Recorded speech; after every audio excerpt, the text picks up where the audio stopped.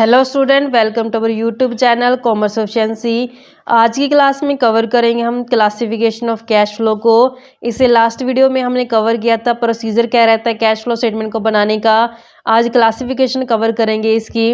ये बहुत इंपॉर्टेंट है क्योंकि प्रैक्टिकल क्वेश्चन में इसका इस्तेमाल होना है, तो शुरू से लेकर के एंड तक वीडियो जरूर देखिए। अगर अभी तक आपने मेरी लास्ट वीडियोस नहीं देखिए ताकि आपकी स्टडी में कंसिस्टेंसी बनी रहे। अगर अभी तक आपने मेरे चैनल कॉमर्स एफिशिएंसी को सब्सक्राइब नहीं किया, सब्सक्राइब कीजिए ताकि जब भी मैं न्यू वीडियोस अपलोड करूं सबसे पहले नोटिफिकेशन आपके पास जाए, आप वीडियोस को सबसे पहले देखें और आपकी स्टडी बूस्टअप हो।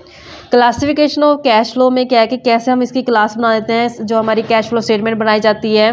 कैश फ्लो को हम कैसे उसकी क्लास बनाते हैं, अलग अलग कहाँ से इनफ्लो हो रहा है, कैसे आउटफ्लो हो रहा है। तो कहता है अकॉर्डिंग टू अकाउंटिंग स्टैंडर्ड 3 जो रिवाइज किया गया, जो कैश फ्लो स्टेटमेंट है उसको प्रेजेंट करते हैं। किस चीज़ को प्रेजेंट करती है, किस तरीके से प्रेजेंट करती है, एक रिपोर्ट को जिसमें इनफ्लो और आउटफ्लो होता है कैश का, उसको क्लासीफाई किया जाता है 3 कैटेगरीज के अंदर।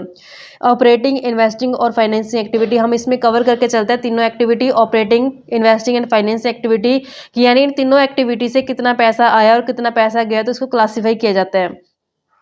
Classification of all activity into these 3 categories help the users of cash flow statement to assess the effect of these activity on the cash and cash equivalent of the enterprise। तो यहाँ पे जो user होता है उसको बिल्कुल easily समझ में आ जाता है किस एक्टिविटी से कितना पैसा आया और कितना पैसा चला गया है। सच information will be helpful in evaluating. तो ये इन्फॉर्मेशन के बेस पे इवेल्यूएट कर सकते हैं जो रिलेशनशिप है इन तीनों एक्टिविटी के बीच में। तो 3 एक्टिविटी है, इसको एक्सप्लेन करते हैं कि करके। सबसे पहले आते हैं cash flow from operating activity. जो ऑपरेटिंग एक्टिविटी होती है ये बिजनेस की ऑपरेशंस के रिगार्डिंग होते हैं, जो बिजनेस का मेन काम होता है। एग्जांपल के लिए मान लो कि हमारे कपड़े का बिजनेस है, तो कपड़े के बिजनेस से रिगार्डिंग जितना भी मेरा इनफ्लो होगा आउटफ्लो होगा वो सारा ऑपरेशन में आ जाएगा, यानी कि ऑपरेटिंग एक्टिविटी के अंदर है जो आ जाएगा। Cash flow from operating activity में क्या होता है कि ये मेन रिवेन्यू जनरेटिंग एक्टिविटी होती है एंटरप्राइज की, यानी जहाँ से कंपनी को मेन रिवेन्यू जनरेट होता है। As such they include cash flow from those transaction. इसमें वो कैश फ्लो आता है उन ट्रांजेक्शन का और इवेंट का जो एंटर किए जाते हैं सर्टेनमेंट ऑफ ऑपरेटिंग प्रॉफिट, जो किसके लिए इस्तेमाल किए जाते हैं, ऑपरेटिंग प्रॉफिट या लॉस के लिए। एग्जाम्पल्स के cash flow rising operating activity में, यानी कहाँ से कैश फ्लो होता है, यहाँ पे कुछ इसके एग्जाम्पल दिए गए हैं। यानी कि जो ऑपरेटिंग एक्टिविटी में जो मेन उसका बिजनेस होता है ना, उसी के रिगार्डिंग जो ट्रांजेक्शन होती हैं, इवेंट्स होती हैं, उनको रिकॉर्ड किया जाता है।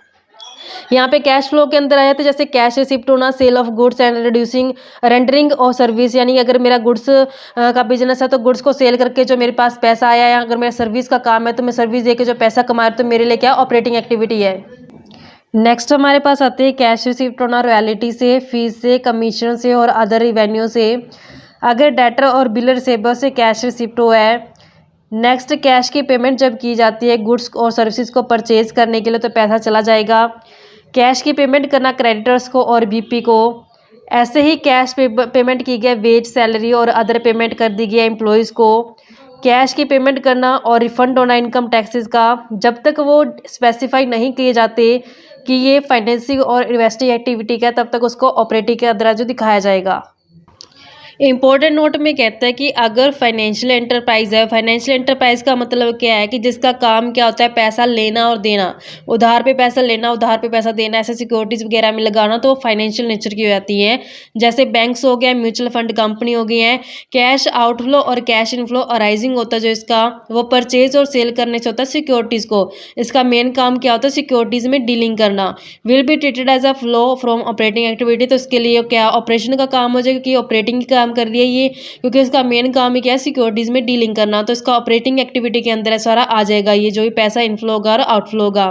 This is because purchase and sale of securities are part of main revenue generating activity. कहता है कि इसका मेन काम ही क्या है सिक्योरिटीज में डील करना, तो इसके लिए क्या हो जाएगी वो मेन रिवेन्यू जनरेटिंग एक्टिविटी होने के कारण ये ऑपरेटिंग एक्टिविटी के अंदर जो आ जाएगा अगर फाइनेंशियल एंटरप्राइज है तो। इन एडिशन के तो इसके अलावा जो इंटरेस्ट पे किया गया, जो इंटरेस्ट रिसीव हुआ है, ऐसे ही डिविडेंड रिसीव होना, कहता है वो भी ट्रीट किए जाएंगे cash flow from operating activity अगर वो फाइनेंशियल एंटरप्राइज है तो फाइनेंशियल एंटरप्राइज के केस में सिक्योरिटीज की डीलिंग के रिगार्डिंग जो भी इनफ्लो आउटफ्लो होगा वो ऑपरेशन का काम होगा, उसका ऑपरेटिंग एक्टिविटी के अंदर है जो आ जाएगा। नेक्स्ट एक्टिविटी हमारे पास आती है इन्वेस्टिंग एक्टिविटी। इन्वेस्टिंग मतलब कि कहाँ कहाँ इन्वेस्टमेंट किया गया है, तो यहाँ पे इन्वेस्टमेंट जब किया जाएगा, मान लो चाहे वो इन्वेस्टमेंट किया गया हो फिक्स्ड असेट्स के अंदर किया गया हो, या फिर किसी अदर कंपनी के शेयर्स या फिर डिबेंचर्स के अंदर इन्वेस्टमेंट कर दी गई, तो वो सारी हमारी कंपनी के लिए इन्वेस्टिंग इन्वेस्टिंग एक्टिविटी के अंदर आ जाएगी। जैसे इन्वेस्टमेंट एक्टिविटी कहते हैं इसमें इंक्लूड किया जाता है जो परचेज और सेल किया जाता है जो लॉन्ग टर्म असेट्स होती हैं, जैसे लैंड होगी, बिल्डिंग, प्लांट और मशीनरी एक्सेट्रा। ये जो खरीदी गई हैं ये अपनी नॉन करंट यानी कि लॉन्ग टर्म असेट्स ये रीसेल करने के पर्पज़ के लिए नहीं खरीदी गई हैं। इन असेट्स को खरीद के इसका इस्तेमाल करके आगे रेवेन्यू जनरेट की जाती है एंटरप्राइज द्वारा। तो ये हमारी इन्वेस्टिंग एक्टिविटी के अंदर जो शामिल की जाती हैं। जो ये एक्टिविटी होती है इसमें शामिल किया जाता है परचेज और सेल करना इन्वेस्टमेंट को which are not include in cash equivalent, जिसको हम कैश इक्विवेलेंट अंदर नहीं रखते हैं। Cash flow from investing activity disclose करती है एक्सपेंडिचर जो किए जाते हैं, resource intended to generate future income and cash flow, यानी कि जो ये खर्च किया गया इन्वेस्टमेंट की गया बिल्डिंग के अंदर, मशीन के अंदर, तो इसका इस्तेमाल करके कंपनी ने आगे रिवेन्यू जनरेट करना होता है, ना कि आगे उसको रीसेल करना होता है अपनी फिक्स्ड असेट्स को। तो ये हमारी एक्टिविटी कौन सी बन जाएगी, इन्वेस्टिंग एक्टिविटी।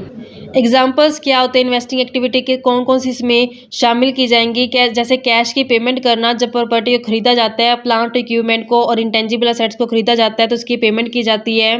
ऐसे कैश रिसीव की जाती है अगर यही प्रॉपर्टी प्लांट वगैरह अगर मान लो कुछ सेल किया गया तो कैश रिसिप्ट हो जाएगा।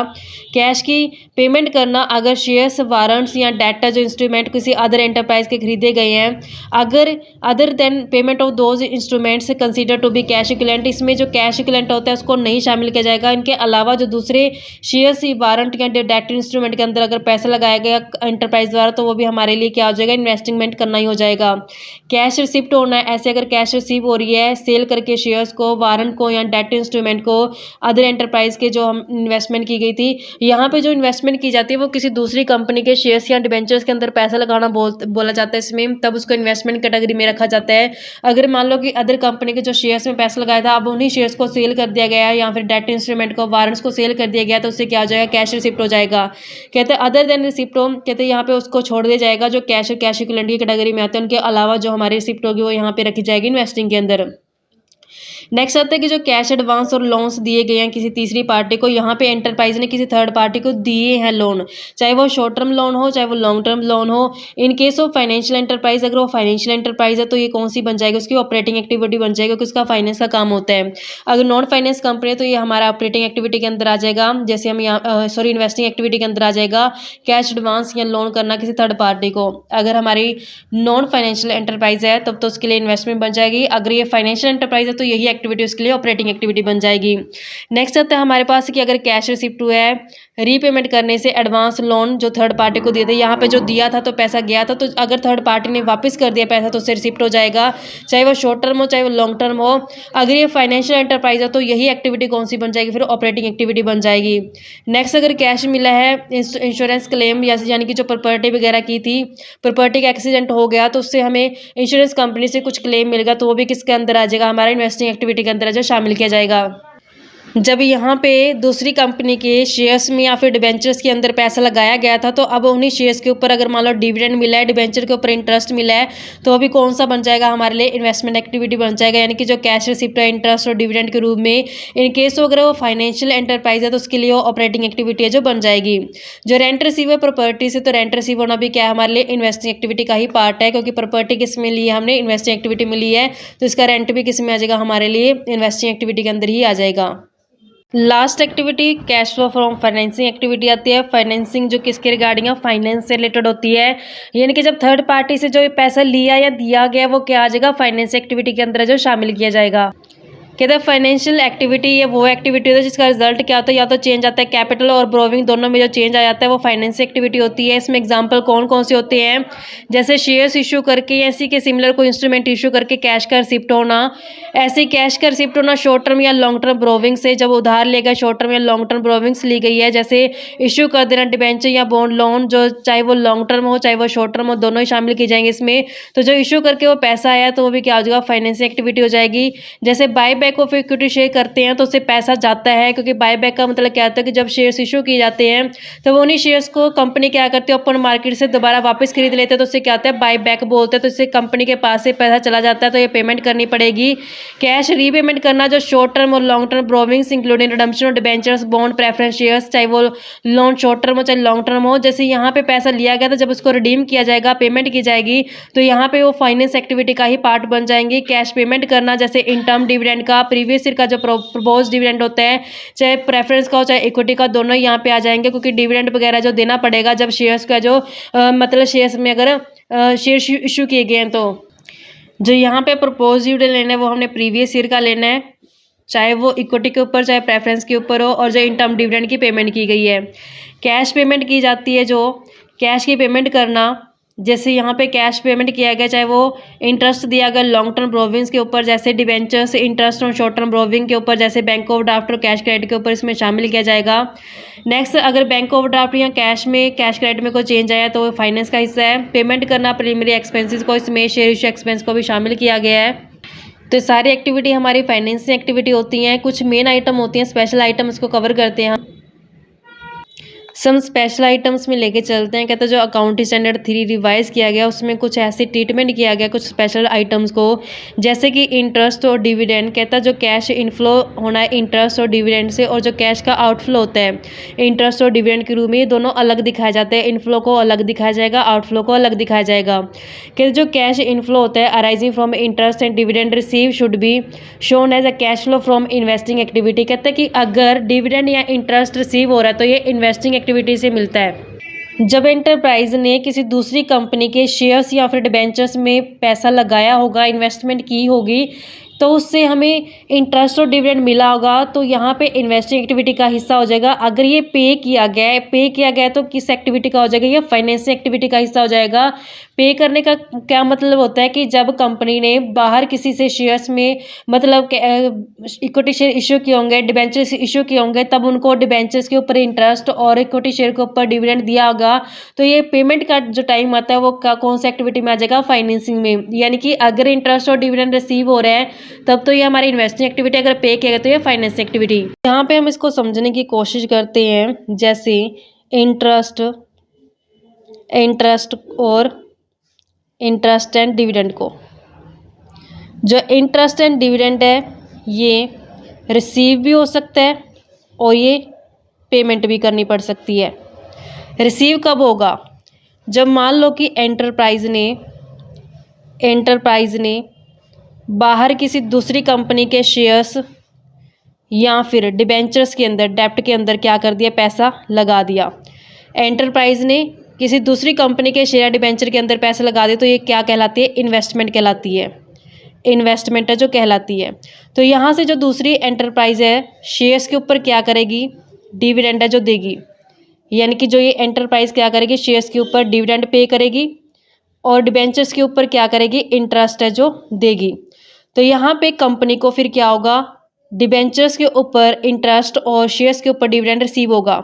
तो इस कारण से ये कहाँ चला जाएगा, ये जाएगा जो इंटरेस्ट और डिविडेंड रिसीव हुआ है ये चला जाएगा इसकी इन्वेस्टमेंट एक्टिविटी के अंदर। यानी किस एक्टिविटी का पार्ट बन जाएगी, इन्वेस्टमेंट एक्टिविटी का पार्ट। ऐसे पेमेंट कब करेगी, अब मान लो कि हमारी जो एंटरप्राइज है, एंटरप्राइज ने क्या किया, एंटरप्राइज ने इशू कर दिए जो भी शेयर्स इशू किए या फिर डिबेंचर्स इशू किए, डिबेंचर या शेयर इशू किए हैं, तो ये हमारे लिए कौन सी एक्टिविटी होती है, ये होती है फाइनेंस एक्टिविटी। ये आता है फाइनेंस एक्टिविटी के अंदर। तो जब हमारी कंपनी ने शेयर्स या फिर डिबेंचर इशू किए हैं तो वहाँ से पैसे ले लिए, तो फिर इस शेयर्स के ऊपर क्या करेगी कंपनी, अगर शेयर्स है तो डिविडेंड पे करेगी, अगर डिबेंचर है तो इंटरेस्ट यहाँ पे पे करेगी। तो यहाँ पे जो डिविडेंड और जो इंटरेस्ट पे किया गया है तो ये कंपनी के लिए कौन सी एक्टिविटी हो जाएगा, अगर ये फाइनेंस एक्टिविटी के अंदर आता तो ये भी किस एक्टिविटी के अंदर आ जाएगा, फिर फाइनेंस एक्टिविटी के अंदर आ जाएगा। इस तरीके से था, आई होप कि आपको क्लियर हो गया होगा। नेक्स्ट स्पेशल आइटम के अंदर आती है टैक्स ऑन इनकम। जो टैक्सेस पे किए जाते हैं इनकम के ऊपर, तो ये cash flow from operating activity का हिस्सा होते हैं। तो इस कारण से जो cash flow from operating activity होती है उसमें से इसको माइनस करके दिखाते हैं, डिडक्ट कर दिया जाता है।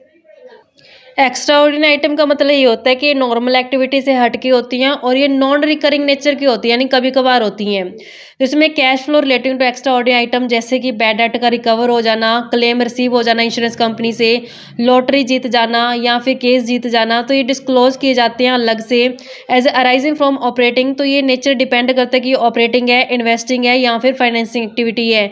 एग्जाम्पल के लिए मान लेते हैं कि अगर अमाउंट रिसीव हो गए इंश्योरेंस कंपनी से, अगर कोई लॉस हुआ था है इन्वेंट्री बाय फायर, चाहे तो वो इन्वेंट्री फायर से लॉस हो गया है, अर्थक्वेक से लॉस हो गया, फ्लड से लॉस हो चुका है। तो हम जानते हैं कि इन्वेंट्री हमारी ऑपरेटिंग एक्टिविटी के रिगार्डिंग होते हैं, तो जो क्लेम मिलेगा इंश्योरेंस कंपनी से तो वो भी किस में जाएगा, फिर हमारे लिए ऑपरेटिंग एक्टिविटी के अंदर ही चला जाएगा। नेक्स्ट आता है सिग्निफिकेंट नॉन कैश ट्रांजेक्शंस। कहते हैं यहाँ पे कुछ ऐसी इन्वेस्टिंग और फाइनेंसिंग एक्टिविटी होती हैं which do not require the use of cash और कैश इक्विवेलेंट, जिसके लिए हमें कैश और कैश इक्विवेलेंट की जरूरत नहीं पड़ती है, तो वो इन्वेस्टिंग या फाइनेंस एक्टिविटी हो सकती है।